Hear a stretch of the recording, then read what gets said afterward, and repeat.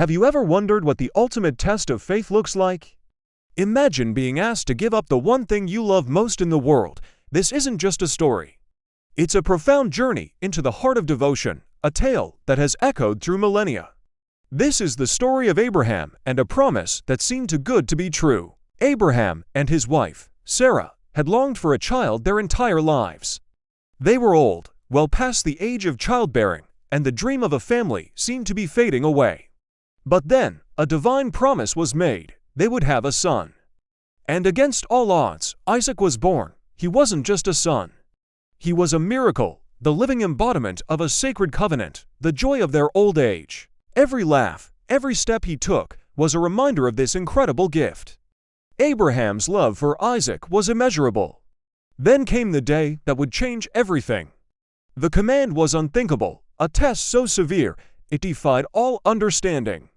Abraham was asked to take his son, his only beloved son, Isaac, to the land of Moriah and offer him as a sacrifice. Can you imagine the silence that must have fallen? The weight of those words? Every instinct, every fiber of a father's being would scream no. This was the son of promise. How could this be? The promise and the command seemed to be in direct opposition. Yet, in the quiet darkness of the early morning, Abraham began to prepare. He didn't question, he didn't argue. He saddled his donkey, took 2 of his young men, and his son, Isaac. He also cut the wood for the offering. The journey took 3 days, 3 days of walking, with each step heavier than the last. Imagine the thoughts racing through Abraham's mind, the internal battle, the silent tears he must have shed when his son wasn't looking. On the 3rd day, Abraham looked up and saw the place in the distance. He turned to his servants and said, "Stay here with the donkey. The boy and I will go over there and worship, and then we will come back to you. We will come back to you." Even in this moment of extreme trial, a flicker of hope, a deep-seated trust, remained. As they walked on, just the 2 of them, Isaac, carrying the wood on his shoulders, turned to his father. His voice, filled with innocent curiosity, broke the heavy silence. "Father." "Yes, my son," Abraham replied. "The fire and the wood are here," Isaac said, "but where is the lamb for the offering?" This is the moment that could break any parent. The simple, trusting question from a child who has no idea what is unfolding. Abraham's heart must have shattered into a million pieces. How do you answer that? With a voice choked with emotion but steady with conviction, Abraham answered, "God himself will provide the lamb for the offering, my son." They reached the place, together. Father and son built an altar.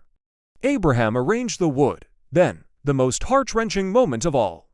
He bound his son, Isaac, and laid him on the altar, on top of the wood.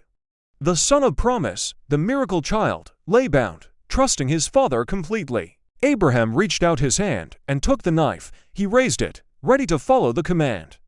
The sky held its breath. Time stood still. In that final, suspended moment, just as the knife was about to fall, a voice called out from heaven, "Abraham, Abraham, here I am," he replied. "Do not lay a hand on the boy," the voice said. "Do not do anything to him. Now I know that you fear God, because you have not withheld from me your son, your only son." Abraham looked up, his eyes blurred with tears, and there in a thicket, he saw a ram, caught by its horns. He went over, took the ram, and sacrificed it as an offering instead of his son. The test was over. Abraham had proven his faith in the most extreme way possible. He had been willing to give back the most precious gift he had ever received, trusting that the promise giver was greater than the promise itself. This place was forever named "The Lord Will Provide." This story challenges us to think about our own lives. What do we hold most dear? And what does it truly mean to trust, even when we can't see the path ahead? It's a powerful reminder that sometimes, on the other side of our greatest tests, we find our greatest revisions. Thank you for watching. If this story moved you, please like, share, and subscribe for more content that explores the depths of the human spirit.